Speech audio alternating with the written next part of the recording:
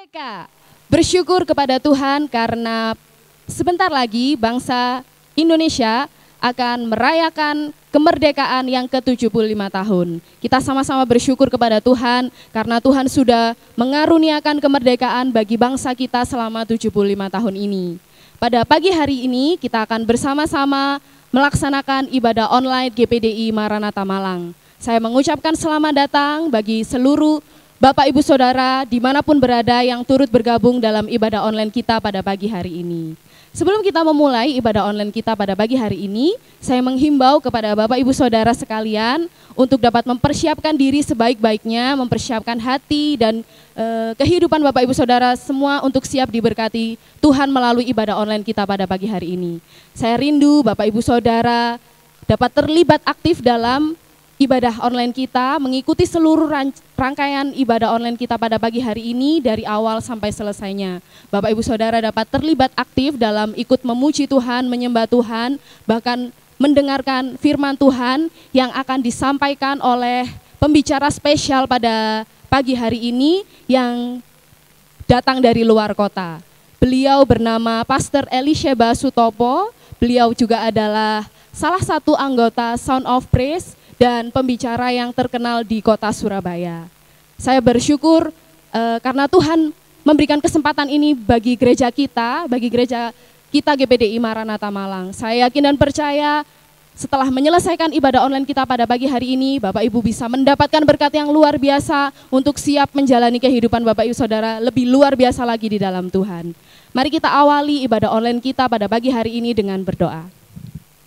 Bapa kami yang di surga, terima kasih Tuhan Yesus karena Engkau begitu baik dalam kehidupan kami. Terlebih pada pagi hari ini kami dapat bersama-sama untuk melaksanakan ibadah online kami ya Tuhan. Kami mohon kiranya Tuhan sendiri yang akan memimpin dan menyertai jalannya ibadah kami dari awal sampai selesainya. Kami rindu membuka setiap hati kami untuk siap diberkati dengan kuasa-Mu, dengan hadirat-Mu. Kami ingin menikmati Engkau lebih lagi di ibadah kami pada pagi hari ini. Terima kasih Tuhan, kami serahkan seluruh rangkaian ibadah online kami ke dalam tangan kuasa Tuhan. Hanya di dalam nama Tuhan Yesus Kristus kami sudah berdoa dan mengucap syukur. Haleluya, amin.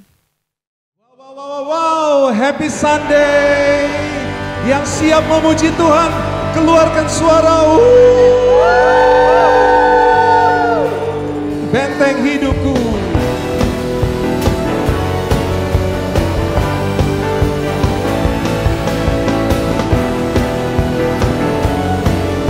Mari kita berdiri di hadirat Tuhan.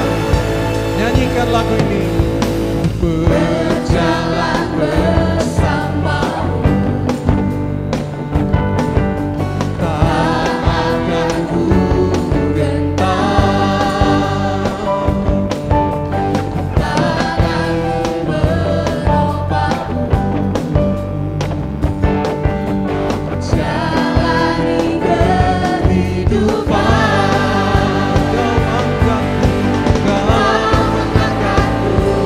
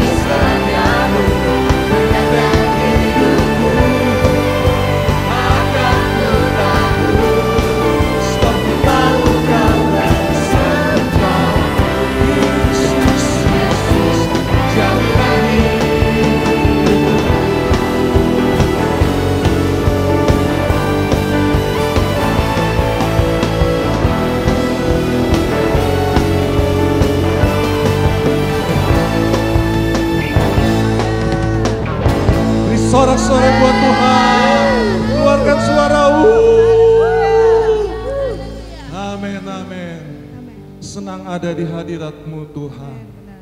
Biarlah kami menikmatinya dan kami menyembah Engkau. Haleluya. Sebab Engkau ada di sini. Ku yakin Kau hadir di sini. Ku rasakan kuasa yang tak terbatas. Ku yakin Kau nyata di sini. Kemenangan terjadi di sini. Ku yakin Kau hadir di sini. Ku rasakan kuasa yang tak terbatas. Ku yakin Kau nyata di sini.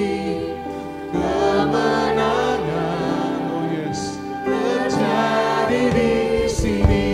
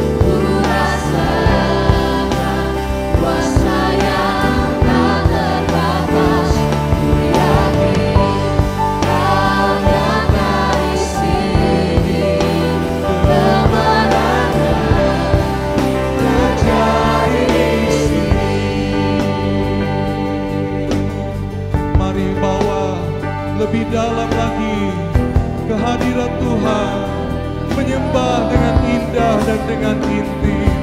Ku menyembah dalam kudus hadirat-Mu.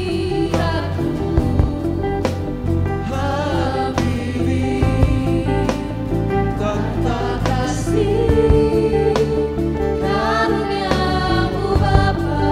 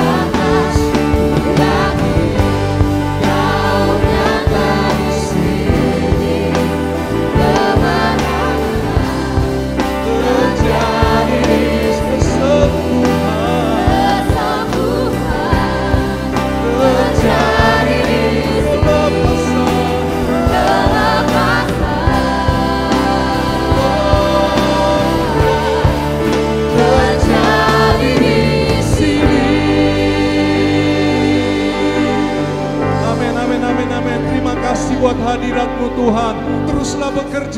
Teruslah bekerja, sesuatu akan terjadi oleh kuasa-Mu, oleh firman-Mu. Kami percaya Engkau akan nyatakan kemenangan. Tidak ada yang kalah, tidak ada yang gagal, tidak ada yang jatuh dan terpuruk lagi. Semua bangkit, semua menang di dalam nama Tuhan Yesus Kristus. Haleluya, haleluya. Kami siap mendengar dan menerima firman-Mu. Engkau memberkati jemaat-Mu, mengurapi hamba-Mu, mengurapi kami semua. Demi nama Tuhan Yesus Kristus, semua yang diberkati berkata, amin.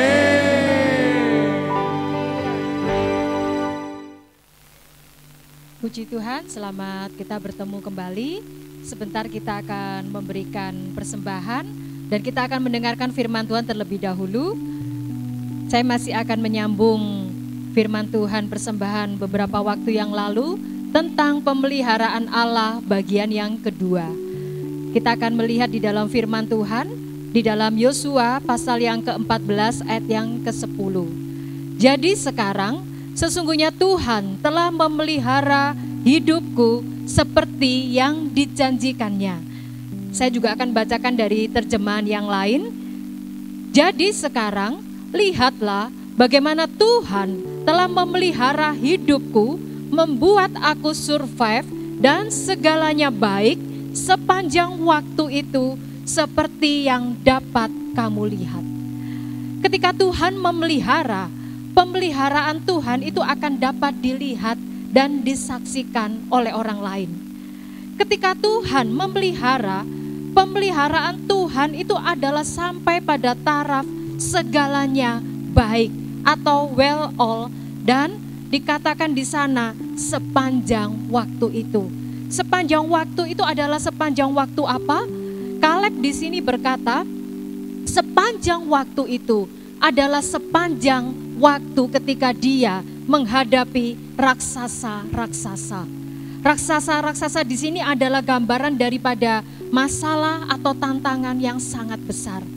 Jadi, pemeliharaan Allah itu justru dapat dilihat oleh orang lain, dapat disaksikan di tengah-tengah kesukaran, keadaan yang sukar, pencobaan yang berat, seperti ketika sedang menghadapi raksasa. Dan pada bagian yang pertama, kita sudah melihat pemeliharaan Allah kepada jemaat yang ada di Makedonia. Di sana dikatakan selagi dicobai dengan berat, dengan berbagai macam pencobaan. Tetapi jemaat Makedonia dikatakan, Paulus bersaksi kepada jemaat yang ada di Korintus tentang jemaat yang ada di Makedonia ini. Dikatakan sekalipun mereka hanya mampu mengumpulkan sedikit, tetapi tidak kekurangan. Jadi pemeliharaan Allah bagian yang pertama adalah apa? Sekalipun hanya mampu mengumpulkan sedikit, tetapi Tuhan memelihara begitu rupa sehingga tidak kekurangan. Nah, hari ini kita akan melihat pemeliharaan Allah yang kedua. Kita akan belajar dari kehidupan janda yang ada di Sarfat. Di sana dikatakan kisah ini adalah ketika terjadi kelaparan panjang selama 3,5 tahun. Kekeringan, kelaparan, tidak ada hujan. Dan di sana dikatakan Tuhan memelihara janda yang ada di Sarfat. Sekali lagi, pemeliharaan Allah itu justru semakin terlihat ketika menghadapi tantangan, kesukaran yang besar seperti ketika menghadapi raksasa. 3,5 tahun kelaparan dan kekeringan itu adalah masa yang sangat panjang. Tetapi firman Tuhan katakan kepada kita bahwa Tuhan memelihara janda di Sarfat. Dan saya akan bacakan di dalam 1 Raja-Raja pasal yang ke-17 ayat yang ke-14 dan ayat yang ke-16 dari terjemahan firman Allah yang hidup.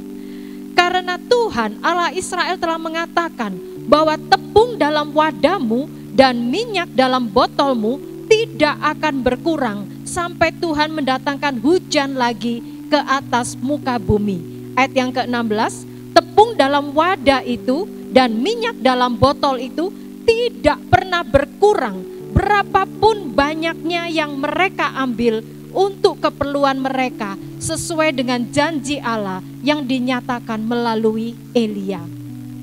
Jadi pada bagian yang kedua ini, ketika Tuhan memelihara janda yang ada di Sarfat, di sana dikatakan bahwa tepung dalam wadah dan minyak dalam botol itu tidak akan pernah berkurang. Tidak akan pernah berkurang. Di sana dikatakan tidak pernah berkurang berapapun banyaknya mereka ambil.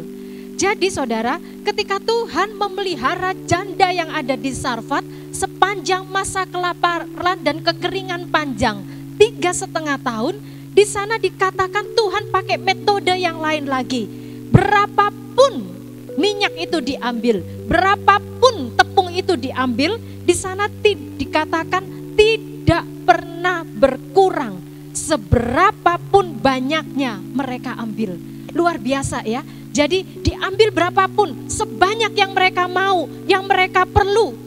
Dikatakan tepung dan minyak itu tidak pernah berkurang sedikit pun. Luar biasa. Bagian yang pertama tadi dikatakan kalau hanya mampu mengumpulkan sedikit, tetapi tidak mengalami kekurangan. Bagian yang kedua ini, Tuhan memelihara, diambil berapa banyak sesuai dengan keperluan mereka, tetapi tidak pernah berkurang.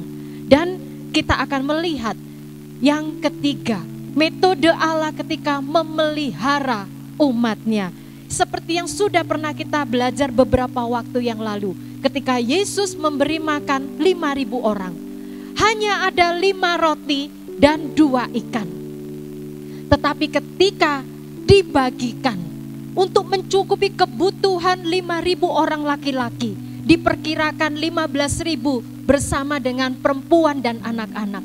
Firman Tuhan katakan, yang hanya sedikit, 5 roti dan 2 ikan.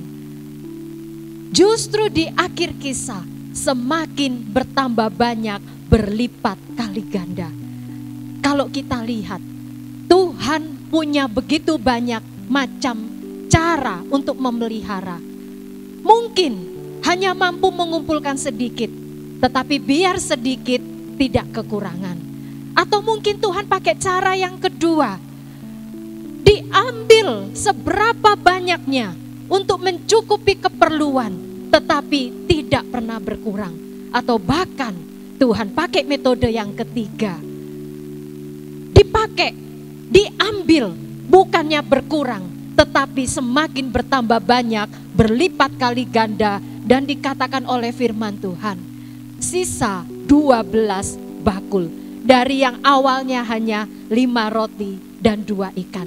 Jadi dari firman Tuhan ini, mari, kalau kita menghadapi raksasa-raksasa, Tuhan izinkan itu terjadi. Tuhan mau kita mengalami pemeliharaan Allah yang spektakuler. Dan biarlah itu semua boleh menjadi pengalaman kita justru di masa-masa yang sukar ini. Ayat yang akan mengunci firman Tuhan ini, Filipi pasal 4 ayat yang ke-19 berkata, Allahku akan memenuhi segala keperluanmu menurut kekayaan dan kemuliaannya dalam Kristus Yesus. Dan Roma 11 ayat 33 berkata dari terjemahan yang lain, oh betapa menakjubkan Allah yang kita miliki, betapa besar kebijaksanaan, pengetahuan, dan kekayaannya. Alangkah mustahilnya bagi kita untuk mengerti keputusan dan metode-metodenya. Amin. Biarlah ini boleh menjadi pengalaman kita. Tuhan memelihara kita dengan cara-cara yang luar biasa. Siapkan persembahan saudara, beri yang terbaik kepada Tuhan, dan nikmati pemeliharaan Allah yang mustahil dalam hidup kita. Bapa di surga, terima kasih Tuhan. Kami akan memberi persembahan, kami percaya justru di masa-masa yang seperti sekarang ini Tuhan, Engkau menunjukkan kepada kami bahwa Engkau adalah Allah yang memelihara kami. Engkau sanggup memenuhi segala keperluan kami Tuhan, menurut kekayaan dan kemuliaannya. Meskipun itu mungkin tidak terselami oleh pikiran kami Tuhan, metode-metodemu tak terjangkau oleh akal kami, tetapi kami percaya kalau Tuhan sudah lakukan beberapa waktu yang lalu, beribu-ribu tahun yang lalu, kami punya Tuhan, Allah yang tidak berubah, yang tetap sama baik dahulu, sekarang, dan selamanya. Dan Engkau akan tetap mengerjakan mujizat-Mu dalam kehidupan kami. Kami percaya dan kami berterima kasih Tuhan atas pemeliharaan-Mu dalam hidup kami. Dan kalau sebentar kami akan memberikan persembahan, berkati Tuhan setiap persembahan kami boleh menjadi persembahan yang harum di hadapan-Mu. Dan biarlah Engkau yang akan mengembalikan berlipat kali ganda sesuai dengan janji firman-Mu. Terima kasih untuk kesempatan yang baik untuk kami memberi persembahan bagi Engkau dan pekerjaan-Mu. Terima kasih Bapa, kami akan memberi persembahan di dalam nama Tuhan Yesus Kristus. Mari kita semua yang siap memberi persembahan berkata, amin.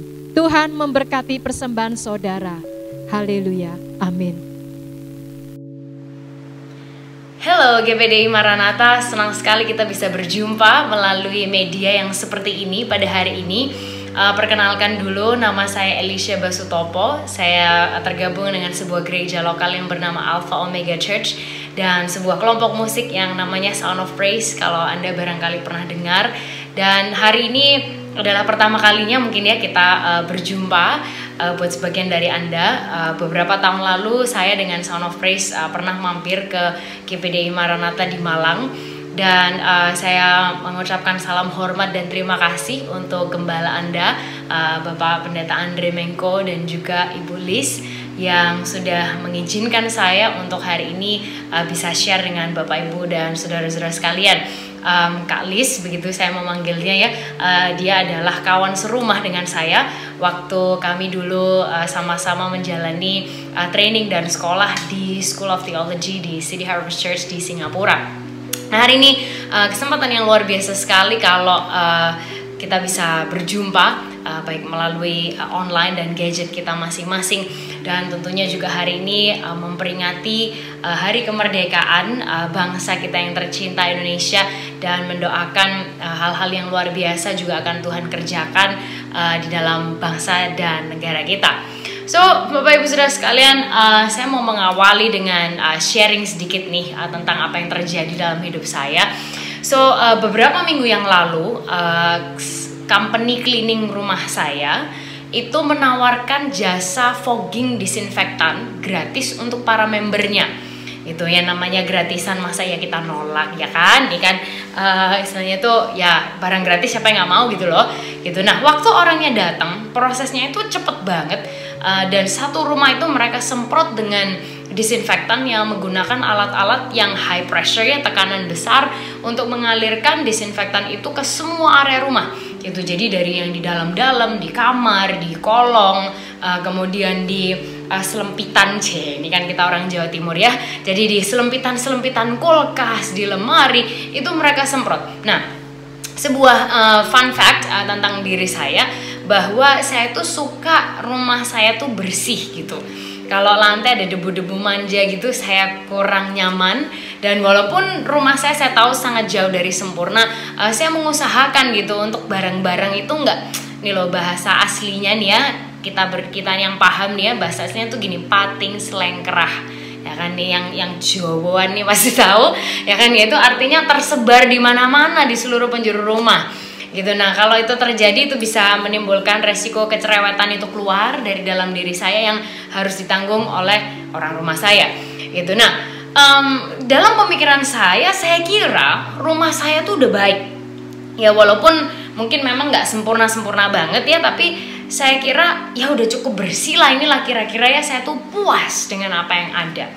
Ternyata waktu mesin disinfektan dengan tekanan tinggi ini disemprotkan ke berbagai penjuru dan area rumah saya, maka rontoklah semua debu-debu yang bukan intan ya kan, tapi gulungan-gulungan debu bisa kayak warnanya abu-abu gitu, bertebangan ke udara. Oh my goodness.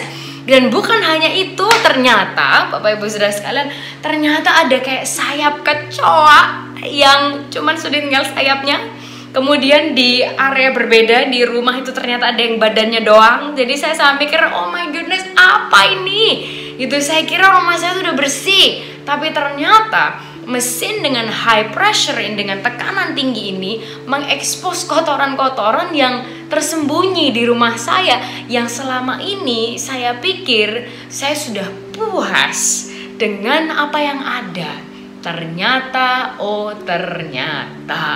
Nah, Bapak Ibu Saudara sekalian, siapapun kita, semua orang di usia berapa saja, di musim kehidupan apapun ya, dengan latar belakang apa saja, seringkali kita itu tidak menyadari salah satu hal atau sikap ini dalam kehidupan kita yang ternyata kita semua bisa punya. Nah apalagi sebagai orang-orang yang mikirnya kita udah merdeka nih udah lama ya kan, kayak berapa 75 tahun ya kalau nggak salah ya. Terus kayak ini bisa terjadi dan kita semua bisa mengalami. Dan ketika high pressure of life atau tekanan tinggi dari kehidupan itu datang, maka tereksposlah hal ini. Oke, hal ini namanya adalah ini spiritual complacency. Oke, buat Anda langsung apa itu ya kan, kayak susah amat. Oke, ini adalah kayak sebuah kata-kata baru memang ya kan. Kita ucapkan sama-sama complacency. Oke, 1 2 3 complacency ya. Memang semedok itu Bapak Ibu Saudara sekalian, itu udah bener. Oke, sekali lagi kita ucapkan sama-sama complacency. 1 2 3 complacency. Oke, maksudnya tuh apa sih? Maksudnya adalah gini, rasa cepat puas diri. Menurut terjemahan kamus, artinya gini, kepuasan diri khususnya saat dibarengi dengan ketidakmawasan akan potensi bahaya atau kerusakan. Atau juga gini, kepuasan diri yang biasanya tidak disadari atau tidak diketahui. Sehingga singkatnya, complacency atau spiritual complacency adalah rasa cepat puas diri. Nah, nggak jarang dalam menjalani kehidupan kita tuh mikirnya gini, ya udah gini aja ya nggak apa-apa lah, ya kan? Aduh kayak gini tuh kita tuh udah peningkatan loh, kayak kalau dibandingin dulu ya kan. Jadi udah oke lah segini. Atau dalam pekerjaan kita berpikir ini udah diusahakan maksimal ini, saya tuh maksimalnya ya segini ini, kita mau apa lagi gitu. Atau aduh ini sudah peningkatan loh kayak gini ini, ya udah gini aja lah, mau apa lagi sih gitu. Dalam keluarga kita, ya aku udah usaha mau gimana lagi sih, adanya ya sudah gini, ya dia memang orang yang gitu, saya orang yang gitu, you know. Dalam pelayanan kita juga, aduh ini udah dievaluasi terus, ini sudah meningkat loh, ini ya udah gini-gini aja lah. Toh kita juga dari dulu juga seperti ini. Oh toh kita juga nggak berubah juga nggak apa-apa, you know. Rasa cepat puas diri. Nah bukan artinya kemudian kita harus jadi orang yang tidak pernah bisa puas gitu ya, enggak. Itu juga tidak sehat. Nggak pernah puas itu juga nggak baik. Tapi cepat puas diri khususnya saat dibarengi dengan ketidakmawasan akan potensi bahaya atau kerusakan, ini juga nggak baik. Karena ketika kita merasa sudah puas atau kita merasa gini aja nggak apa-apa, ini berdampak pada cara kita hidup, cara kita bekerja, cara kita melayani dan lain sebagainya. Nah lama-kelamaan disadari atau tidak, kita ini jadi orang yang nggak maju. Kita jadi orang yang ini terutama tidak suka proses. Atau kita jadi orang yang kalau susah dikit kita gampang nyerah. Aduh nggak usah lah, nggak mau lah. Nah rasa cepat puas diri atau complacency ini bisa berusaha untuk menjadi tuan atas kehidupan kita, dan akhirnya kita tidak bisa melihat hal yang lebih besar dalam kehidupan ini karena kita udah merasa puas. Kita nggak bisa melihat hal yang lebih jauh karena kita merasa gini aja udah oke. Nah, mendingan kalau mungkin itu kita sendirian gitu, yang rugi ya kita sendiri. Tapi saat kita ini bagian dari sebuah tim, entah di pekerjaan, di keluarga, di pelayanan, kita ini jadi gandolin tim kita. Nah, hari ini yang khusus kita bahas adalah spiritual complacency atau rasa cepat puas diri dalam kehidupan rohani kita. Karena hubungan dengan Tuhan, hubungan rohani itu kan nggak kelihatan, ya kan? Tuhannya aja nggak kelihatan. Bahasa Inggris bilang out of sight, out of mind. Artinya jauh di mata, jauh juga di hati, ya kan? Jauh di mata, jauh juga di pikiran, jauh di hati. Nah, ini bahaya. Nah, ada sebuah cerita yang saya berharap ini bisa berbicara dan memberi contoh untuk setiap kehidupan kita. Kita akan lihat bersama-sama. Kita akan buka Alkitab kita di Yohanes 5 ayat 2 sampai yang ke-6. Oke, kalau Anda mungkin punya Alkitab Anda atau dari gadget, kita bisa buka sama-sama Yohanes 5 ayat yang kedua sampai yang ke-6.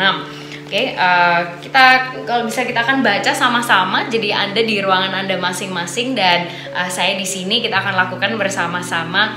Teknologi senang banget ya, bisa membuat kita di ruangan yang berbeda pun kita bisa tetap dekat. Oke, Yohanes 5 ayat 2 sampai ayat yang ke-6.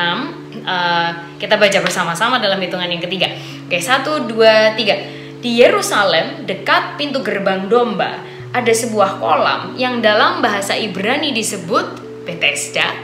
Ada 5 serambinya, dan di serambi-serambi itu berbaring sejumlah besar orang sakit, orang-orang buta, orang-orang timpang, dan orang-orang lumpuh yang menantikan goncangan air kolam itu. Sebab, kenapa sih? Sebab ini, sewaktu-waktu turun malaikat Tuhan ke kolam itu dan menggoncangkan air itu. Barang siapa yang terdahulu masuk ke dalamnya sesudah goncangan air itu menjadi sembuh, apapun juga penyakitnya. Nah, dikatakan di situ ada seorang yang sudah 38 tahun. Gila, itu lama banget, kayak 2 kali umur saya sih ya, Bapak Ibu Saudara sekalian. Dikatakan di situ ada seorang yang sudah 38 tahun lamanya sakit. Ketika Yesus melihat orang itu berbaring di situ, dan karena ia tahu, oke, Anda bisa garis bawahi kata-kata tahu, karena ia tahu bahwa ia telah lama dalam keadaannya itu, berkatalah Yesus kepadanya, maukah engkau sembuh? Bapak Ibu Saudara sekalian, menurut saya ini pertanyaan yang aneh. Karena tadi yang kita garis bawahi kan Yesus tahu bahwa ia telah lama dalam keadaan itu. Dan kalau Yesus tahu, ya pasti dia tahu lah ya bahwa kebutuhan terbesarnya orang ini adalah untuk sembuh dong. Ya kan? Tapi kok Yesus masih bisa-bisanya itu loh nanya, maukah engkau sembuh? Harusnya kan dia bilang, Pak permisi saya sembuhkan ya gitu. Atau langsung disembuhkan kayak atau apa gitu loh. Kok nanya sih, maukah engkau sembuh? Ternyata mari kita lihat sama-sama. Bapak Ibu Saudara sekalian, sebuah penelitian berkata gini, untuk manusia membentuk sebuah kebiasaan yang baru itu diperlukan waktu 6-12 minggu. Dan kemudian dibutuhkan waktu ya kurang lebih 6-12 minggu untuk kebiasaan ini atau behavior ini menjadi kebiasaan yang nyaman dilakukan. Nah, Anda bisa bayangkan orang ini sudah 38 tahun.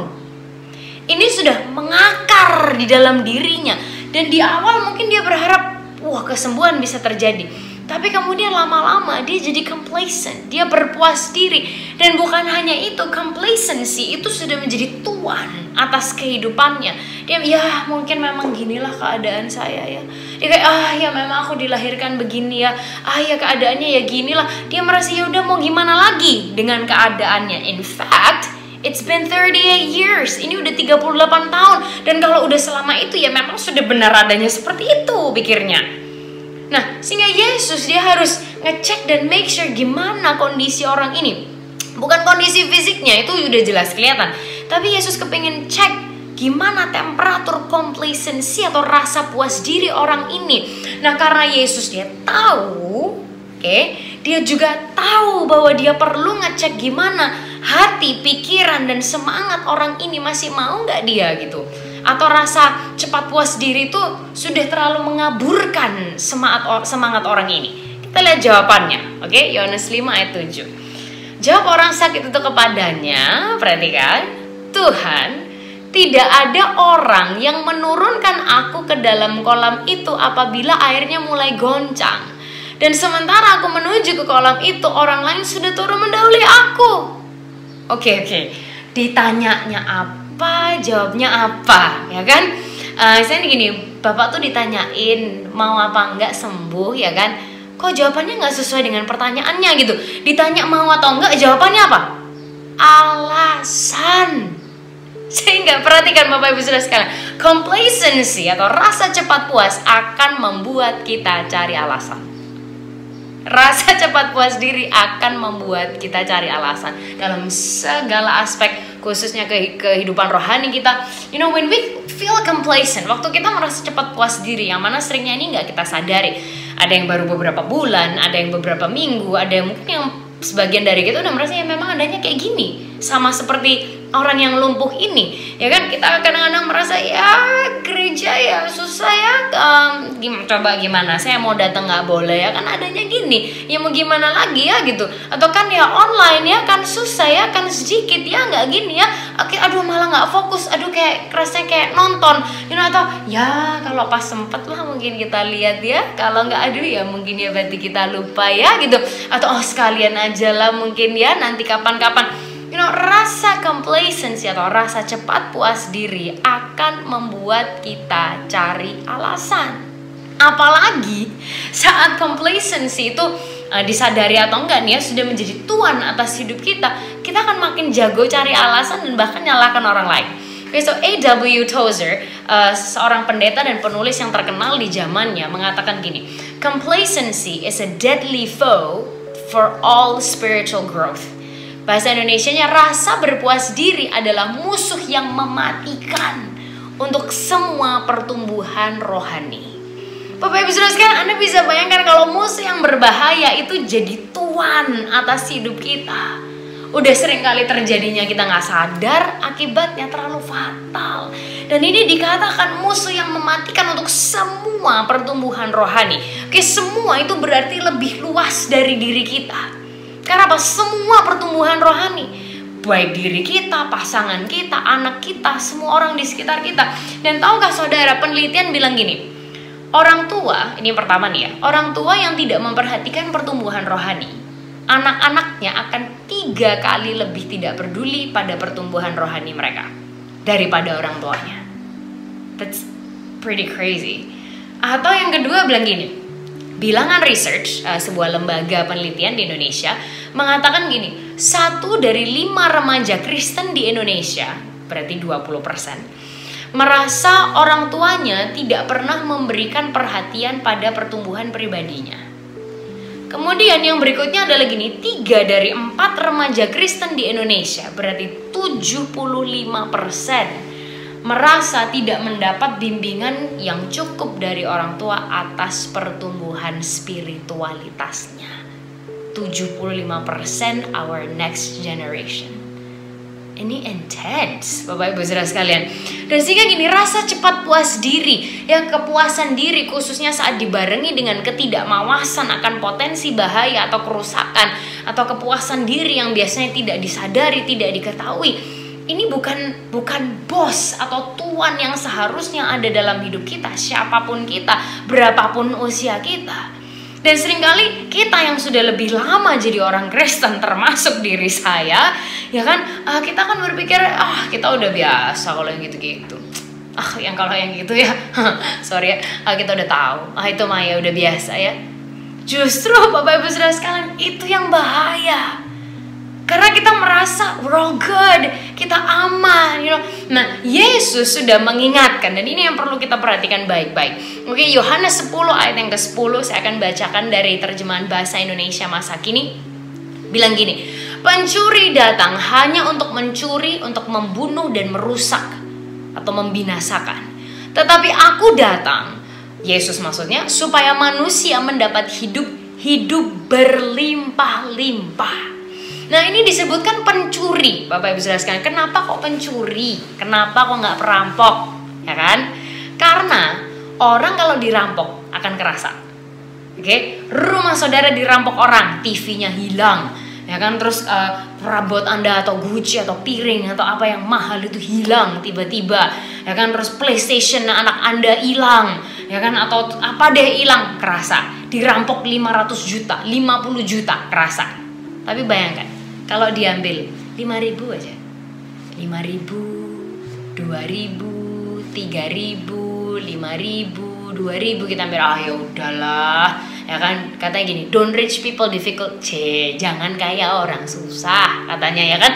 Ya udahlah cuma 5.000, nggak apa-apa lo cuma 3.000, nggak apa-apa lah cuma 2.000. Tapi Bapak Ibu Saudara sekalian, sedikit kecil dikumpulkan juga jadi banyak. Nah, pencuri, that's why pencuri iblis ini ingin jadi tuan atas hidup kita. Salah satu wujudnya adalah apa? Rasa puas diri yang terlalu cepat. Apalagi, perhatikan ini semua, matanya ke gadget Anda semua, apalagi this is not a bad feeling. Ini bukan perasaan yang negatif, ya kan? Nah, disitulah itu triknya banget. Karena gini, rasa puas diri ini kan bukan feeling yang negatif ya. Kalau marah, benci, rasa bersalah, malu, iri, wah itu kan jelas ya, itu kelihatan. Tapi rasa puas diri ini kan kadang-kadang malah diperlukan gitu. So iblis dia manfaatkan ini perasaan, ya udah gini aja nggak apa-apa lah. Aku juga udah mengalami peningkatan kok. Kita ini sudah lumayan maju loh, udah seperti ini. Kita kalau nggak berubah yang nggak apa-apa atau gini. Kan memang nggak bisa ya ke gereja ya, adanya gini lah, kita mau apa lagi lah. Atau ya kan ibadahnya online ya, susah ya, mungkin nggak biasa. Nanti aja lah kalau sempat, atau gini. Ya connect sama Tuhan itu kan bisa setiap waktu ya, nggak harus waktu ibadah online ya, santai lah. Bapak Ibu Saudara, dia curi lagi, sampai tiba-tiba suatu hari Anda sadar Anda udah jauh off track, terlalu jauh keluar jalur, dan kita sudah ada di ujung untuk kita dibunuh dan dirusak. Nah, coba kita lihat bos yang sesungguhnya. Dia bilang gini, aku datang supaya manusia mendapat hidup berlimpah-limpah. Nah, Yohanes 10 ayat 10, Yesus bicara tentang memberi hidup kekal memang kepada manusia ya, dan memulihkan atau restoring relationship kita sama Tuhan. Nah, coba kita lihat momen Tuhan itu memberi kita hidup secara harafiah atau secara literally. Oke, kita akan lihat bersama-sama di Kejadian 2 ayat yang ke-7. Kita lihat sama-sama Kejadian 2 ayat yang ke-7. Ayat itu berkata seperti ini.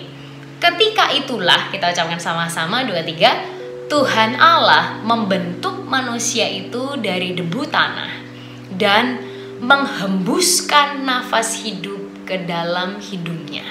Demikianlah manusia itu menjadi makhluk yang hidup. Bapak Ibu Saudara sekalian, coba kita bayangkan. Tubuhnya Adam itu diciptakan duluan. Tapi di momen itu, tubuhnya itu masih mati. Seperti mayat. Kayak sistemnya ini belum di-on kan. Nah, kapan manusia itu jadi makhluk yang hidup? Perhatikan ini. Saat dan hanya saat Tuhan menghembuskan nafas ke dalam hidungnya.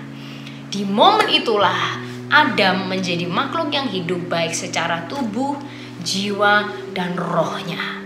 So, kita semua ini, perhatikan, hanya hidup saat Tuhan beri kita nafas. Nah, sehingga ini sangat amat fundamental sekali. Nafas Tuhan itu adalah dasar terpenting untuk jiwa dan roh manusia. Nah, dalam bahasa aslinya, ruah itu diartikan napas, diartikan roh, a breath. Nah, bisa berarti roh kita dan juga roh Tuhan. Nah, napas, breath atau ruah, roh, spirit itu ditaruh di dalam kita supaya kita bisa connect dengan Sang Pemberi napas. Nah, Tuhan ciptakan manusia punya tubuh, jiwa, dan roh supaya kita connect dengan Dia yang adalah roh, menandai bahwa kita ini adalah miliknya.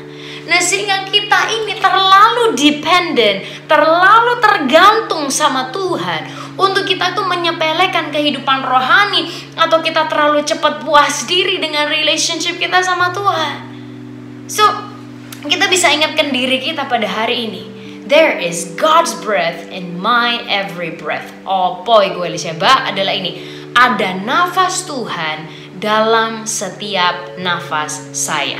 Kita ucapkan bersama-sama di ruangan Anda masing-masing, di tempat saya sama-sama 1, 2, 3. Ada nafas Tuhan dalam setiap nafas saya. Sekali lagi 1, 2, 3. Ada nafas Tuhan dalam setiap nafas saya. Oke, Bapak Ibu Saudara sekalian, boleh Anda coba tarik nafas.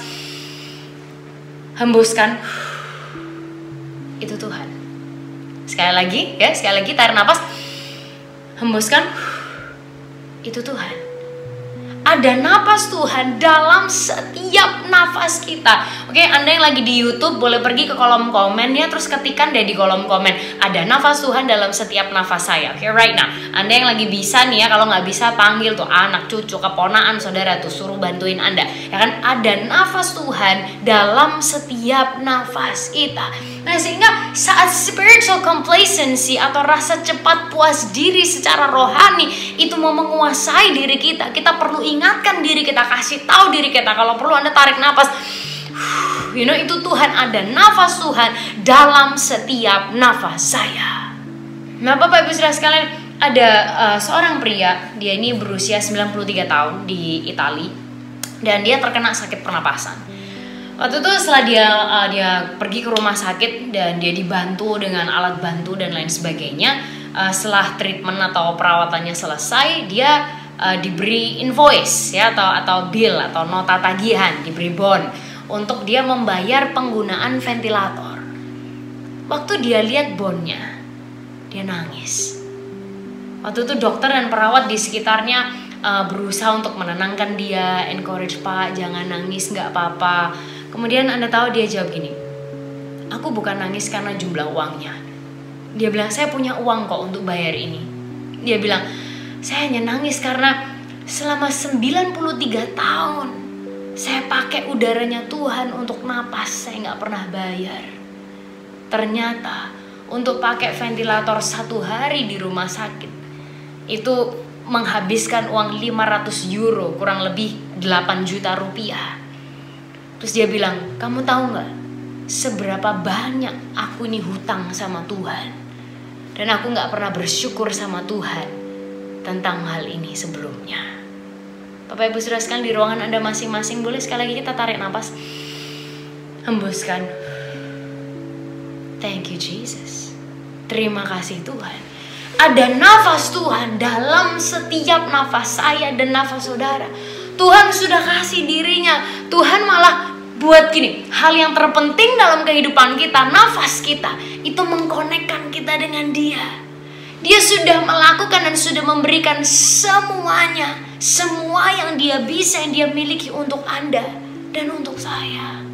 Sehingga Bapak Ibu Saudara sekalian, nafas ini, ada nafas Tuhan dalam setiap nafas saudara dan saya. Sehingga kalau spiritual complacency mau kasih tahu kita, udahlah seginilah, kamu mau apa lagi lah, tarik nafas dan kasih tahu gini, hey, kamu tahu nggak, napas ini ya bukan kamu yang kasih tuh Yesus. Dan aku tidak akan puas sampai aku mengalami yang lebih lagi di dalam Dia. I will not be satisfied until I get more and more of Him. Yang by the way, Bapak Ibu Saudara sekalian, GPDI Maranatha, Anda perlu tahu, there is always more in God. Selalu ada lebih lagi dan lebih lagi di dalam Tuhan. Waktu kita ngerasa kita kenal Tuhan di level yang segini, Dia bawa kita lagi ke level yang berikutnya. Dia waktu kita ngerasa segini udah oke, Dia bawa kita lagi ke level yang berikutnya, yang berikutnya. Karena apa? Selalu ada lebih lagi di dalam Tuhan. Sehingga jangan izinkan spiritual complacency atau rasa cepat puas diri itu jadi bos atas kehidupan rohani kita, relationship kita, keluarga kita, atas anak kita, atas next generation kita sama Tuhan, menghalangi kita mengalami yang lebih lagi di dalam Tuhan. Yesus itu penguasa kehidupan kita yang sesungguhnya. Sehingga apa yang bisa kita lakukan? What can we do? Kita akan lihat berdasarkan ayat-ayat berikutnya. Oke, ayat yang ke-8, Yohanes 5 ayat 8, Yesus berkata seperti ini, bangunlah, angkatlah tilammu dan berjalanlah. Oke, kita ucapkan dulu bersama-sama, bangunlah, angkatlah tilammu dan berjalanlah. 1, 2, 3, bangunlah, angkatlah tilammu dan berjalanlah. Bapak Ibu Saudara sekalian, kita lihat yang pertama, bangunlah. Oke, maksudnya itu adalah berdirilah. Anda bisa bayangkan begini, berdiri itu sesuatu yang nggak normal untuk orang lumpuh ini. It's against his nature, berlawanan dengan alaminya dia. Dia lumpuh disuruh berdiri. Yesus mungkin bercanda, ya kan, kayak apaan nih? Tapi Yesus suruh dia apa? Bangunlah. Artinya apa? Do something against your nature. Lakukan sesuatu yang berlawanan dengan kecenderungan kita. Nah, sama dengan kehidupan kita hari ini, saat spiritual complacency atau rasa cepat puas diri secara rohani itu sudah terbiasa ada di dalam diri kita, Yesus bilang bangunlah, do something against your nature, lakukan sesuatu yang berlawanan. Saat spiritual complacency atau rasa puas diri mau bilang ya udahlah segini aja, kamu mau apa lagi, Anda tarik napas dan bilang napas ini bukan kamu yang kasih, Yesus penguasa hidupku sesungguhnya, itu yang kasih, and I will not be satisfied until I get more of Him. Aku tidak akan puas sampai aku merasakan yang lebih lagi di dalam Tuhan. Sehingga Bapak Ibu Saudara sekalian, ada beberapa tips praktis yang mungkin saya bisa share dengan Anda. Mungkin Anda boleh mandi dulu sebelum Anda online service atau sebelum Anda komsel online. Karena kadang-kadang kalau kita udah mandi, badan kita juga secara fisik udah lebih seger, ya kan, kita bisa lebih open. Terus kemudian set a specific time, set waktu yang spesifik, jam berapa Anda akan ibadah, jam berapa anak-anak Anda akan ibadah. Dan kemudian waktu Anda melihat ibadah online, ikut angkat tangan, ikutlah nyanyi. Anda jangan ya adanya gitu ya, bukan nonton lagi kan, bukan males, no, ya kan, ikutlah angkat tangan, ikutlah menyanyi, ikutlah meresponi firman, katakan yes, amen. Ada sesuatu yang baik, Anda katakan yes. Sesuatu yang mungkin buat Anda, itu bagus banget, Anda katakan wow, atau kadang-kadang buat Anda nih yang generasi milenial udah kayak saya, siapkan Insta story, ya kan, karena kadang-kadang pencitraan itu adalah motivator yang cukup baik dalam kehidupan kita, ya kan. Kadang kita kayak kepengen pencitraan, tapi ya kayak ya udahlah, apapun itu kayak memaksa kita. Dan kemudian maksimalkan waktu ibadah dengan baik. Yang kedua, Bapak Ibu Saudara sekalian, adalah dikatakan gini, angkatlah tilammu. Oke, artinya gini, angkatlah comfort zone-mu. Nah, tilam atau kasur ini sudah bertahun-tahun menjadi zonanya orang ini. Ini kayak dia punya private property di situ, ya kan, di pinggir kolam Bethesda, di Serambi itu adalah penanda bahwa tilam ini penanda bahwa ini spotnya dia, ini tempatnya dia. Setiap hari dia di situ, itu sudah jadi zonanya dia. Tapi Yesus suruh dia angkat.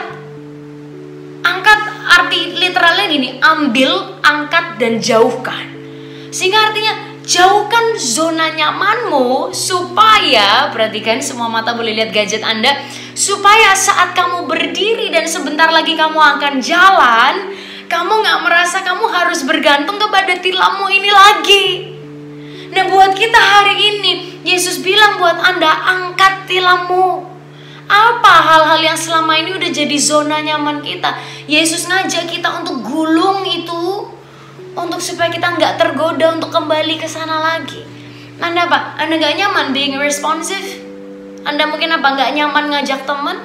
Anda apa? Nggak nyaman memuridkan? Nggak nyaman berhadapan dengan konflik? Nggak nyaman apa lagi? Kata Yesus, angkatlah tilammu.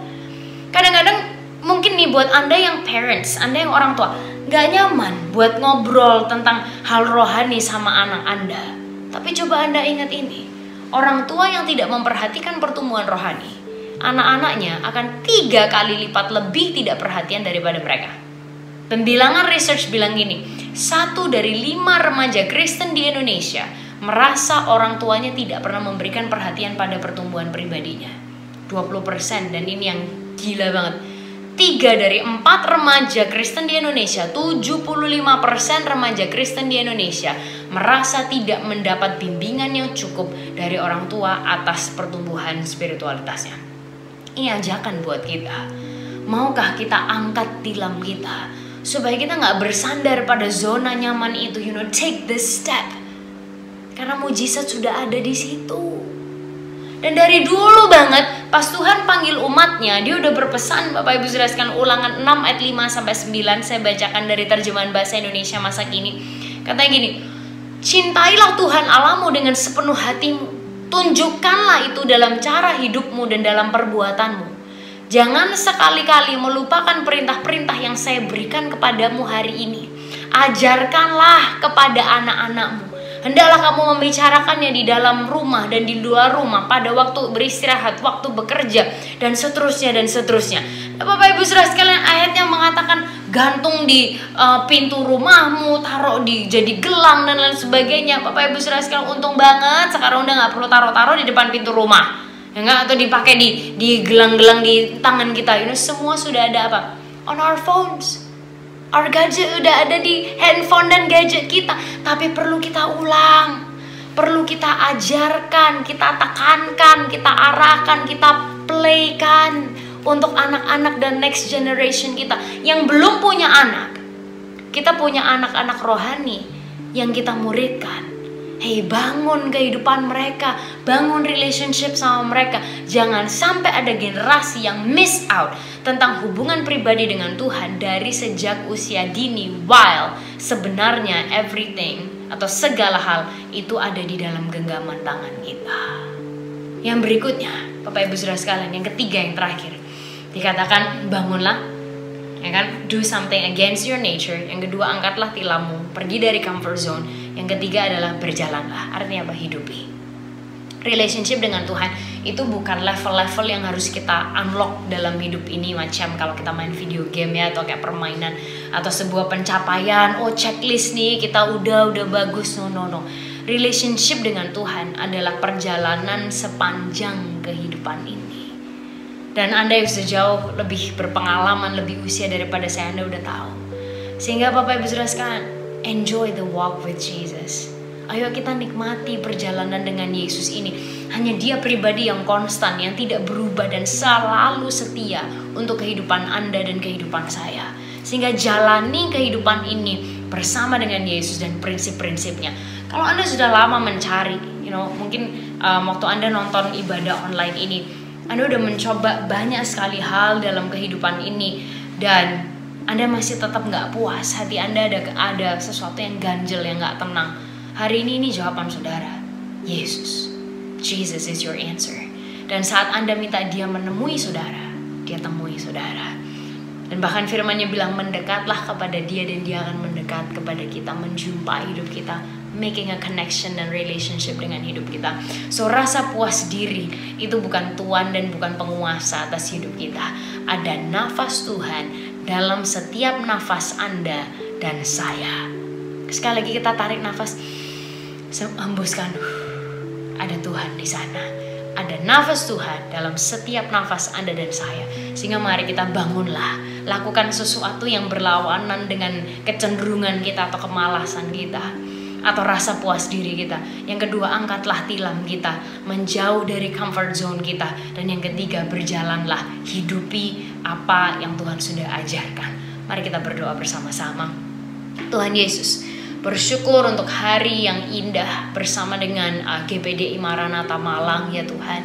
Terima kasih untuk firman-Mu yang mengingatkan kepada kami semua bahwa saat kami kadang bisa merasa cukup cepat puas diri dengan diri kami Tuhan, kami merasa bahwa ya udahlah, ginilah, mau apa lagi, ya udahlah, toh nggak berubah juga, kita nggak mati. Ya Tuhan, ingatkan kami bahwa rasa cepat puas diri itu bukan tuan atas hidup kami, tapi setiap nafas kami itu adalah nafas yang Tuhan beri. Nafas Tuhan ada di dalam setiap nafas kami. Sehingga Tuhan, kalau Tuhan masih izinkan kami hidup, Tuhan masih bangunkan kami di hari ini, ya Tuhan, berarti Tuhan masih belum selesai dengan kehidupan kami. Dan Tuhan akan terus melakukan banyak sekali hal yang lebih luar biasa, hal-hal yang jauh melebihi apa yang bisa kami pikirkan ya Tuhan, untuk kemuliaan nama Tuhan saja. Sehingga Roh Kudus, aku berdoa, Biar Engkau sendiri berbicara dalam setiap hati dan pikiran dari setiap pribadi yang mendengarkan dan melihat online service ini ya Tuhan.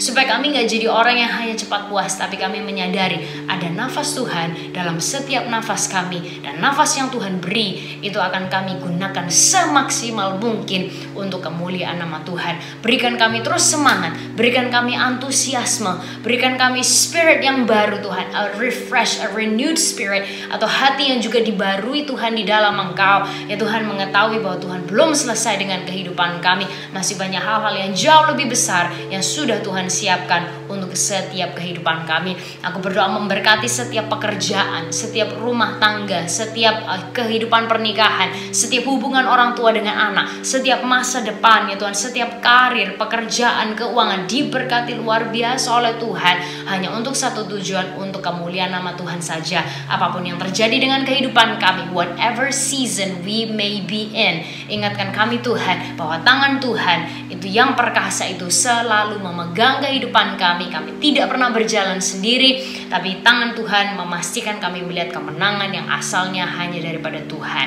Hanya di dalam nama Tuhan Yesus kami sudah berdoa. Amin. Ya, puji Tuhan, kita tundukkan kepala, kita akhiri ibadah online pagi hari ini. Kami bersyukur Tuhan buat kesempatan yang baik. Jemaat Maranatha boleh beribadah, memuji, menyembah, dan mendengar kebenaran firman Tuhan.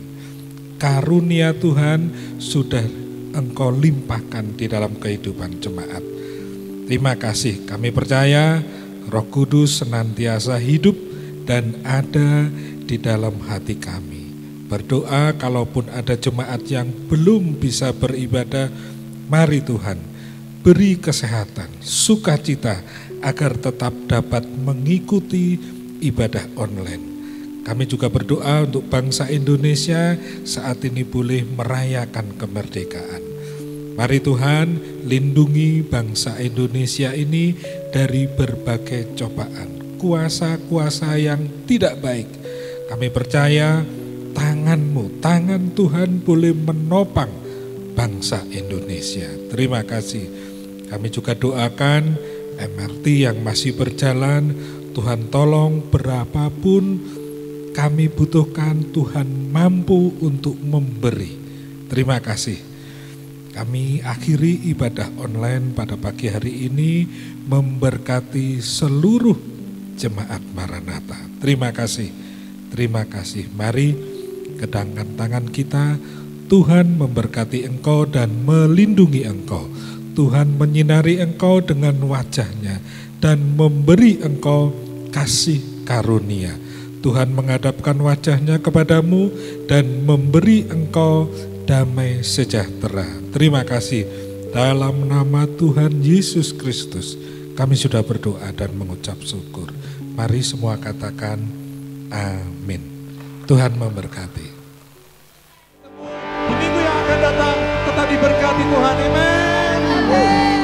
Kau kekuatanku, menopang hidupku, panci keselamatan.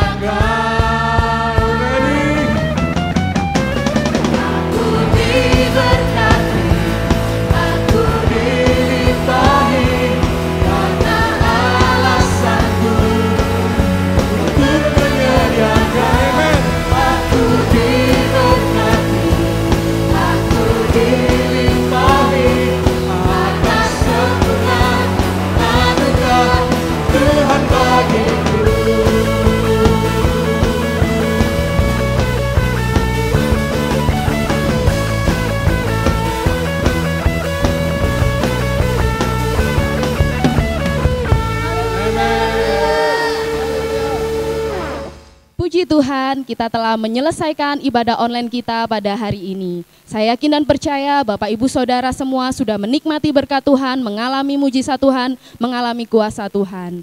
Saya kembali mengingatkan bagi Bapak Ibu Saudara semua untuk tetap mendukung channel YouTube dan Facebook GBDI Maranatha Malang dengan cara like, subscribe, dan share kepada semua rekan-rekan di sekitar Bapak Ibu Saudara sekalian. Sampai berjumpa lagi di ibadah online kita minggu depan dan Tuhan Yesus memberkati.